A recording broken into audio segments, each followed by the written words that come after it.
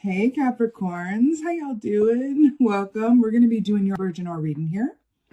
So let's get right into your meditation. But of course, and as always, really interesting. So if anyone is familiar with the novel that was also made into a mini series for BBC, there is a book in a series called Jonathan Strange and Mr. Norrell by Susanna Clarke.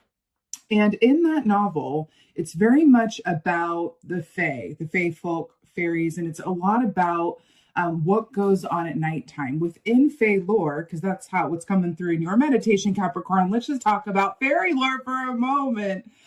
There's this aspect of creativity or associated madness that happens at night, which I feel like, is really speaking of the creative mind or the subconscious, right? So within Fae lore, there's a lot of, tales of humans waking up in the morning and their feet are really muddy and really sore because they've been dancing all night in the woods with the fairies, right? Stuff like that. In this particular context, there is a series of scenes set in the Fae world where they have these, nighttime dance ball parties, right? Where they're dancing and they're waltzing and they dance and dance and dance and dance and dance, and the humans literally cannot stop. They are compulsively dancing under this magical nighttime influence. And they go and go and go until they literally, until it's morning and they literally drop, right? So I saw this scene going on, right? And then I saw it pan to the author, Susanna Clarke, who was writing all of this down and dreaming this up. So it showed me kind of like the author perspective of what went on or what goes on inside of the artist's mind, right? Or the creator's mind, really, because we are all creators, right? And how one might bring that into life, right? It's about tapping into aspects of yourself, of your own subconscious, of your own madness, right? In order to create something that is really fantastical. I'm hearing like J.K. Rowling with Harry Potter, right? How did she get there? By the way, I've seen 1 and 2 on the timer so far, so repeating numbers coming through for y'all. High time of synchronicity, right? Crow energy. So with this, I want to say to you that you are only limited by your imagination. That's what your October feels like. You are only limited by the confines, right? Or parameters of your imagination. And I feel like that relates to a lot of different things. But I feel like it does have to relate to your potential, what you're capable of, what you are of a mind or out of a mind to manifest on a larger or more creative or very different, I could say, if it's not creative, very different scale, right? If you're working, if you're going after something, if you are looking to manifest something, whether it's moving homes, changing jobs, actually creating something or writing something like Susanna Clarke, whatever that is, you are only limited by your own imagination, right? It's kind of like an Alice in Wonderland kind of descent into that really good vortex madness, right? Where you come back out of it and you're like, oh God, I have the best idea. Oh God, I now know what to do about this. Oh God, right? This makes all the sense in the world. Yes, Capricorn, I'm here for it. Waking me up in the morning. I love this. So this is absolute perfection. Okay. So horse energy here, right? So first of all, I want to point out this moon on this lovely horse head here. We were just talking about the nighttime, right? And so then it's coming through for you. So there is something about the nighttime, your subconscious tapping into that aspect within you that is creative or inventive or knows all the answers, right? That's an old trope for a reason. We really do have the answers within us. There are aspects of ourselves that have very clear sight, right? It's just quieting down the human noise in order to access it. And I say that like it's as easy as making a cup of tea. It ain't. It is not always that easy. But the more that you do it, the more that you set an intention to do it, it's just like going to the gym. You're able to do more and more and more every time, right? With practice and strengthening those, muscles, right? So horse energy here, this is wonderful because horses are astral travelers, right? Energetically speaking, they're able to travel from one dimension to another. Also, with horse medicine, this speaks of allowing yourself a certain personal freedom, Horses are all about freedom. They are loyal. They will be there for you. They are incredibly intelligent and kind and wonderful, wonderful, wonderful people, right? Because I do believe that animals are people too. And the shadow side of the horse is that if they are mistreated, disrespected, if they are kept in confines for too long, or that is too small for them, they will buck, they will rebel, they will let you know, they will nip and bite and kick and run, right? There's that aspect of the untamed self or the tamed self that's coming in here. And if you think about it, fairies are known, and especially in lore, right?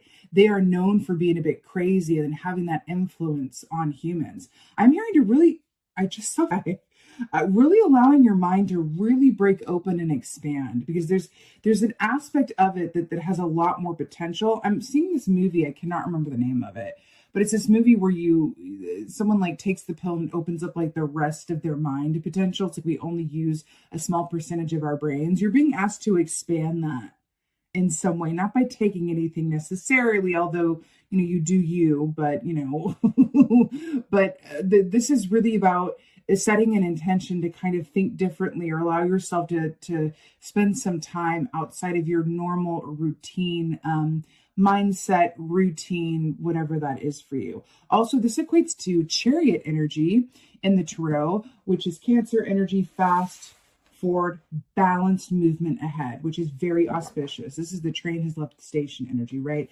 And I like that you got an earth energy, being an earth sign yourself, that is always auspicious. I'm hearing a balance with the mind, body, spirit is too. That always comes up with the horse. Obsessed. That always comes up with the horse, because it's very much about when you are in complete alignment with the mind, body, spirit, all of that, right? That's from there you can work most optimally. If you think about a horse, right, they're built for optimal performance, right? It just naturally built that way. So there's something about that as well. Yes. Okay. So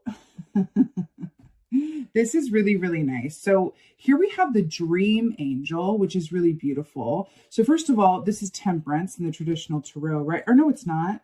This is the star. Of course it's the star. What's interesting here is that we have the moon here.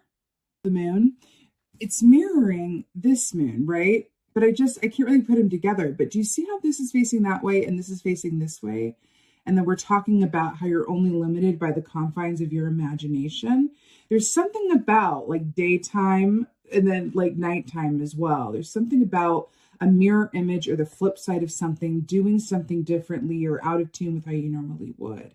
I'm seeing someone write something in reverse, or write something with invisible ink, or go about something in a very different way that accesses a certain opening up of ideas or perspective. It's interesting. It's very, very interesting.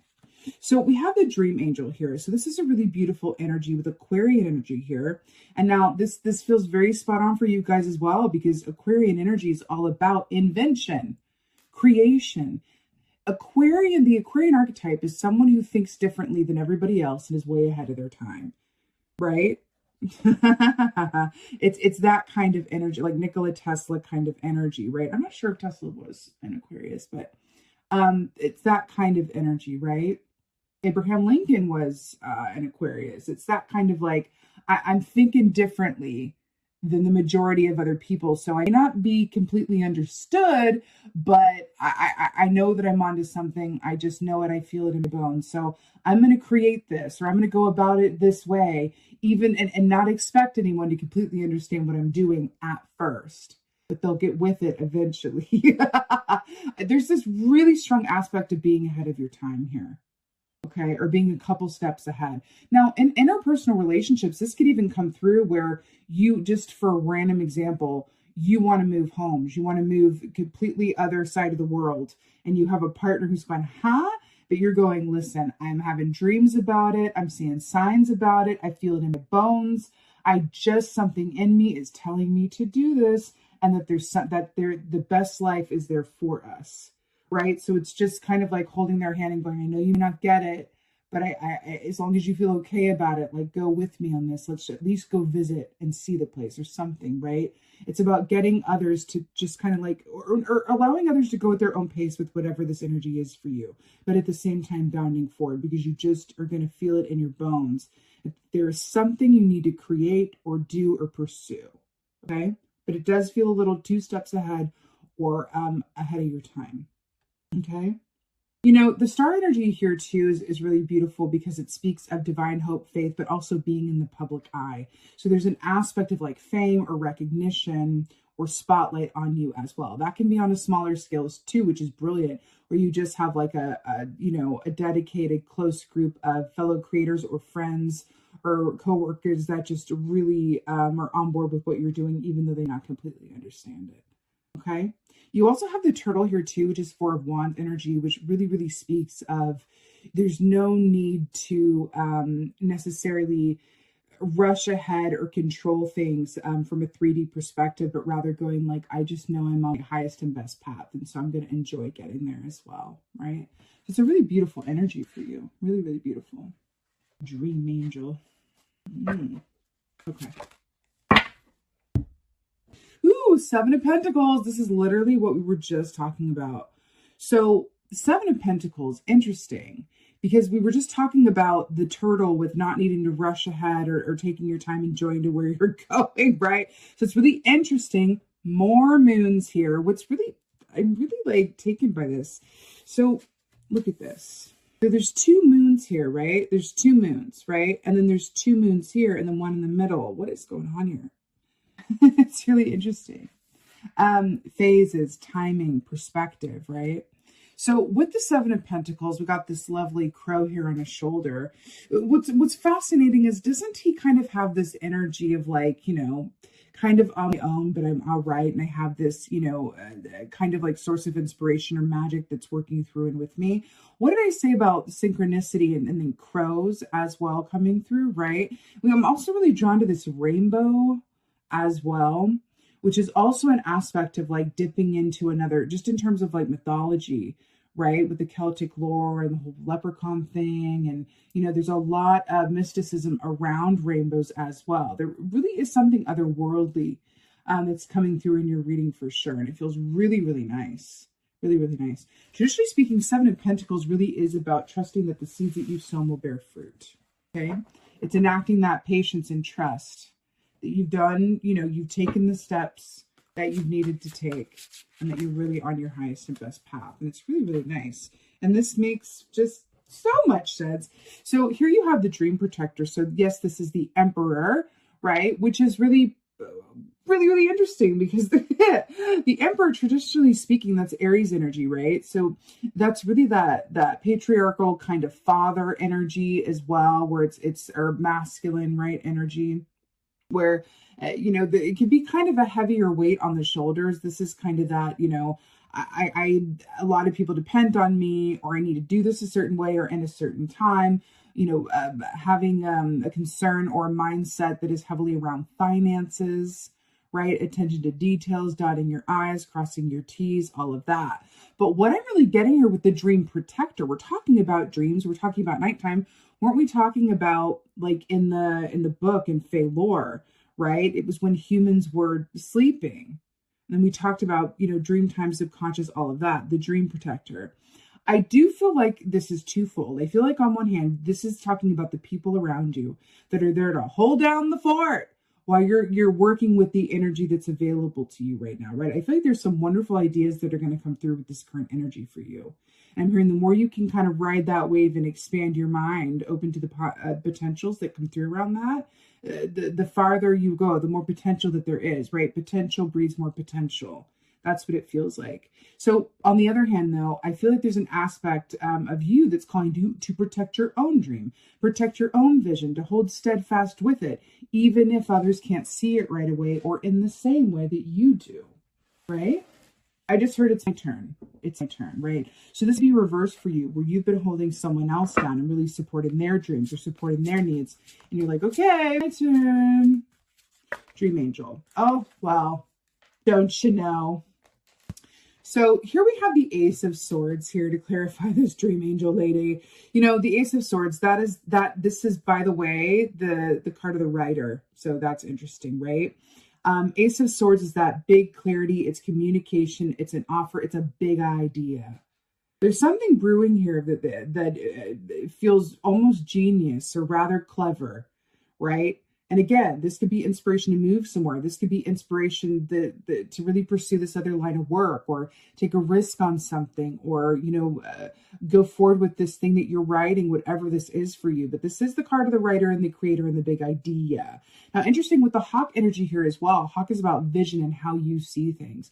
There is a running theme in this reading about perception, how you see things, how things look in the moonlight versus how this is what I was seeing on the back of this deck, right? With these moons lining up in the circle in the middle, right? Maiden, mother, crone, life cycles, phases, different aspects of yourself. 7 of Pentacles. Oh, 2 for 1, 2 for 1. Okay, I feel like this is here. Okay, wow. So we have you popping up in your reading here, but of course, right, with the devil energy, this is the shadow side. So it's really interesting here. This is clarifying the 7 of Pentacles. Let's talk about patience, and let's talk about fear that if things aren't done a certain way or in a certain time, they're not going to work, or there's going to be a missed opportunity or something. There's this fear of missing out or missing the boat, or the muse running out or running away, right? There's something about a fear with that. There's something here that I'm picking up with, like, because traditionally speaking, the devil is about everything in the 3D. It's what we can see, touch, feel. This is Capricorn energy. This is y'all, right? The fact that you guys are coming up in your own reading to clarify the 7 of Pentacles, which is more earth energy, which is about patience and trust and the natural timing of things.